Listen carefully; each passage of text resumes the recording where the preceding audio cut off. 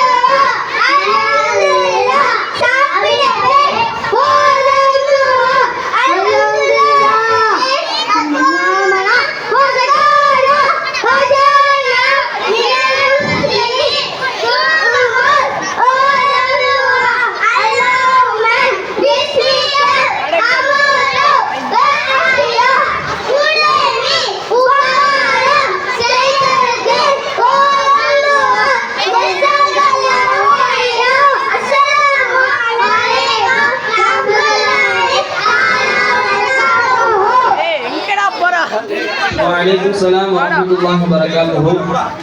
அல்ஹம்துலில்லாஹ், அல்லாஹ்வுடைய இல்முல மேலும் பரக்கத் செய்வதற்காக அடுத்தபடியாக சாதிக் அலி அவருடைய மகனார் முகமது சாயித், முகமது அப்துல்லா அவருடைய மகனார் முகமது ஆரிஃப், அமீர்தீன் அவருடைய மகனார் முகமது இருவர்கள் மட்டும் இரு கலிமாக்களை சொல்லி வருகிறார்கள்.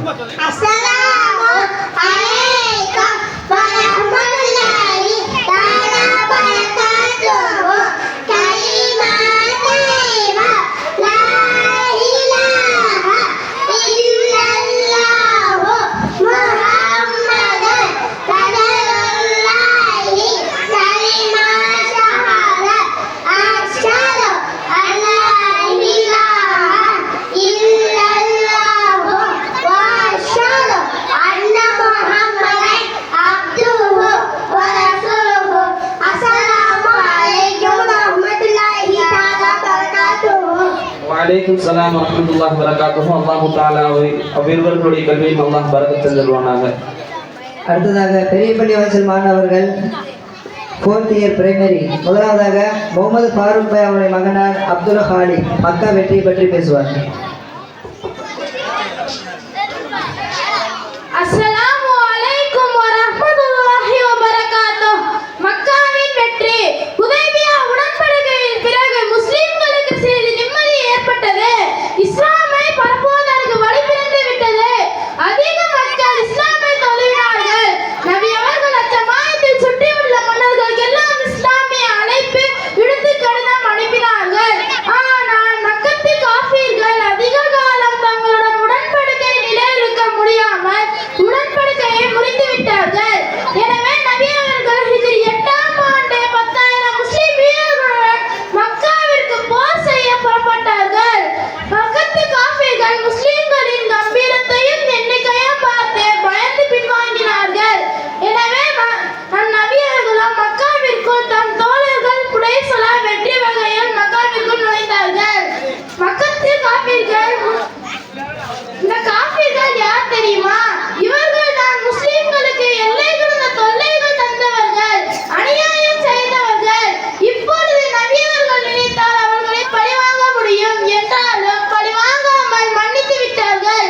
மேலும் கூறினார்கள், இன்று மன்னிப்புடைய நாளாகும். யார் வந்து மன்னிப்பு கேட்டாலும் மன்னிக்கப்படுவார்கள்.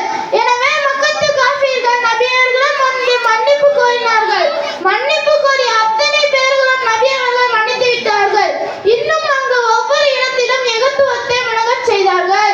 அஸ்ஸலாமு அலைக்கும் வரஹ்மத்துல்லாஹி வபரகாத்துஹு. அடுத்ததாக சாமன் ஹமீது பாய் அவருடைய மகனார் அப்துல் அஃப்ரான்.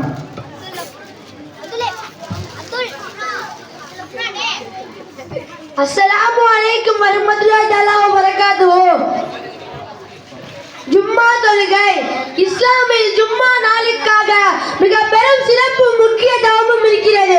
அல்லாஹ் தஆலா அருளியுள்ளார், ஈமான் கொண்டவர்களே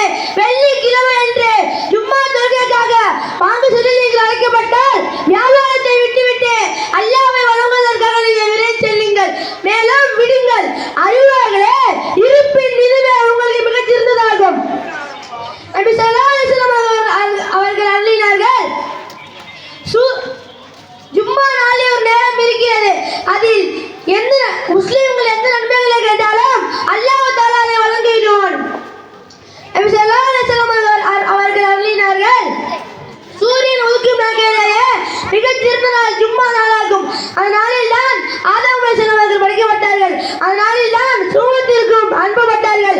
அதனாலில் தான் சூழத்திலிருந்து வெளியே வருகை புரிந்தார்கள். அதனாலில் தான் கியாமத்தும் ஏற்படும். நபிகள் ஸல்லல்லாஹு அலைஹி வஸல்லம் அவர்கள் அருளினார்கள், மக்கள் ஜும்மா தொழுகையை தாராளமாக இருக்கட்டும். அவ்வாறு இல்லையானால் அல்லாஹ் உள்ளங்களில் கண்டிப்பாக முத்திரையிட்டு விடுவார். திருந்துவதற்கான வாய்ப்பை இழந்து விடுவார்கள். பிறகு அவர்கள் மறதியாளர்களை இணைந்து விடுவார்கள். எனவே ஜும்மாவுடைய நாளை கண்ணியப்படுத்துங்கள். விரைவாக பள்ளிக்கு சென்று குர்ஆன் ஓதுதல் முதலான இவாதுகளின் நீதிமன்றங்கள். அஸ்ஸலாமு அலைக்கும் வரஹ்மத்துல்லாஹி வபரகாத்துஹு. அடுத்ததாக முஜிபுர் ரஹ்மான் பாய் அவருடைய மகனார் உவைஸ் அஹ்மத். அஸ்ஸலாமு அலைக்கும் வரஹ்மத்துல்லாஹி வபரகாத்துஹு. மதீனத்து வாழ்க்கை. நம்ம நபி ஸல்லல்லாஹு அலைஹி வஸல்லம் அவர்கள் நபித்துவம் கிடைத்து 13 ஆண்டுகள் வரை மக்கா முஹர்ரமிலே இருந்து தொடர்ந்து தீனுடைய சேவைகளை செய்து கொண்டிருந்தார்கள். மேலும் மின்னலாகலை சகித்து வந்தார்கள். இக்காலகட்டத்திற்கு தான் மக்கத்து வாழ்க்கை எனப்படும். அதன் பிறகு நபி ஸல்லல்லாஹு அலைஹி வஸல்லம் அவர்கள் மதீனாவுக்கு ஹிஜ்ரத் செய்து அங்கே 10 ஆண்டுகள் தங்கியிருந்தார்கள். இக்காலகட்டத்திற்கு தான் மதீனத்து வாழ்க்கை எனப்படும். எல்லா ஊர்களையும் தூக்கி சாப்பிடக்கூடியது, யஸ்ரிப் என்று மக்கள் அழைக்கக்கூடியதுமாக ஓர் ஊருக்கு செல்லுமாறு நான் கட்டளையிடப்பட்டேன். அதுதான் மதீனா. இருப்பின் திருவை கொல்லனேன் உலை நீக்கிவிடுவது போன்றது மதீனா. தீய மனிதர்களை வெளியேற்றிவிடும். நமது நபி ஸல்லல்லாஹு அலைஹி வஸல்லம் கூறினார்கள், நம் அனைவருக்கும் மதீனா செல்லும் பாக்கியத்தை அல்லாஹ் தருவானாக. ஆமீன். அஸ்ஸலாமு அலைக்கும் வரஹ்மத்துல்லாஹி வபரகாத்துஹு. அடுத்ததாக சையத் இப்ராஹிம் பாய் அவருடைய மகனார் முகமது அர்ஷத். அஸ்ஸலாமு அலைக்கும் வரஹ்மத்துல்லாஹி வபரகாத்துஹு. மதீனாவின் முன்னவராவின் நிலைகள். நபி ஸல்லல்லாஹு அலைஹி வஸல்லம் அவர்கள் மதீனாவிற்கு சென்றவுடன் அல்லாஹ்வை வணங்கி வழிபடுவதற்காக ஒரு மஸ்ஜிதை கட்டினார்கள். அதற்கு மஸ்ஜிது நபவி எனப்படும். நமது நபி அவர்கள் அங்கு வருவதற்கு முன் ஹவுஸ் கோத்திரத்தாரும் ஹஸ்ரத் கோத்திரத்தாரும் அனுதினமும் சண்டையிட்டுக் கொண்டிருந்தார்கள். சண்டையிட்டு களைத்து போய்விட்டார்கள். எனவே அவர்கள் இனி நாம் சண்டை செய்யக்கூடாது என ஒப்பந்தம் செய்து தங்களை ஆளுவதற்காக அப்துல்லா பின் உபை என்ற முனாஃபிக்கை மன்னராக்கி கொள்ள முடிவு செய்தார். ஆனால் நமது நபி அவர்கள் மதீனாவிற்கு வந்துவிட்ட காரணத்தால் அவர் மன்னராக முடியவில்லை. நபி அவர்கள் மதீனாவில் நிலையை கண்டு யூதர்களின் ஒப்பந்தம் கொடுக்க சொன்னார்கள். யூதர்கள் பேருக்கு ஒரு ஒப்பந்தம் செய்து உள்ளுக்குள் பொறாமை கொண்டார்கள். அதில் குறிப்பாக அப்துல்லா இப்னு உபை மிகவும் பொறாமை கொண்டார். அஸ்ஸலாமு அலைக்கும் வரஹ்மத்துல்லாஹி வபரகாத்துஹு. அடுத்ததாக முகமது அப்துல் காதர் பாய் அவருடைய மகனார் முகமது அசீம். அஸ்ஸலாமு அலைக்கும் வரஹ்மத்துல்லாஹி வபரகாத்துஹு. ஹனஃபி வித்ர் தொழுகை முறை. வித்ர் தொழுவது வாஜிபாகும். அது விடுபட்டு போனால் அதை கலா செய்வது அவசியமாகும். வித்ர் தொழுகையின் நேரம் இஷா தொழுகை பிறகிலிருந்து வைகரை பொழுது வரையாகும். வித்ர் தொழுவது முறையாவது இஷாவுடைய பின் சுன்னத் தொழுத பிறகு வித்ர் தொழுகை 3 ரக்காத் தொழுகிறேன் என நியத் செய்வது. முந்திய 2 ரக்காத்துகளை மற்ற தொழுகைகள் போல நிறைவேற்றவும். இன்னும் 2வது ரக்காத்தில் இருப்பில் அத்தஹியாத் மட்டும் ஓதி 3வது ரக்காத்தில் எழுந்து நிற்கவும். பிறகு அல்ஹம்து சூரா துணை சூரா ஓதிய பிறகு அல்லாஹு அக்பர் என்று சொல்லிக்கொண்டே இரு கைகளையும் உயர்த்தி கட்டிக்கொள்ளவும். பிறகு துவா குனுத் ஓதவும். பிறகு ருக்கும் செய்து எப்போதும் போல் தொழுகையை நிறைவு செய்யவும். சட்டம் ரமலான் மாதத்தில் வித்ர் தொழுகை ஜமாத்தாக நடைபெறும். அப்பொழுது இமாமுடன் பின்தொடர்பவரும் துவா குனுத் ஓத வேண்டும். அஸ்ஸலாமு அலைக்கும் வரஹ்மத்துல்லாஹி வபரகாத்துஹு. மாஷா அல்லாஹ். அடுத்ததாக அரஃபாத் அலி பாய் அவருடைய மகனார் முகமது ஆசிம். அஸ்ஸலாமு அலைக்கும் வரஹ்மத்துல்லாஹி தஆலா வபரகாத்துஹு. நான் சொல்ல வந்த தலைப்பே மஸ்ஜிதுக்குள் நுழையும் சுன்னத்துகள். 1வது, முதலில் இடது கால் பின்னணியும் பிறகு வலது காலடியும் கழட்டுவது. 2வது, வலது கால் எழுந்து வைத்து பள்ளியாசலுக்குள் நுழைவது. 3வது, பிஸ்மில்லா ஓதுவது. 4வது, அஸ்ஸலாத்து அஸ்ஸலாமு அலா ரசூலில்லா ஓதுவது. 5வது, பள்ளியாசலுக்குள் நுழையும் போது ஓதும் துவா அல்லாஹும்ம மஸ்தலி அபூப ரஹ்மதிக. 6வது,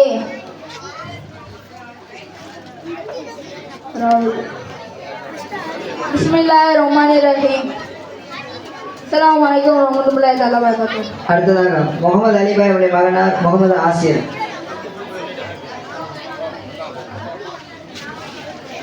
அஸ்ஸலாமு அலைக்கும் வரஹ்மத்துல்லாஹி வபரகாத்துஹு.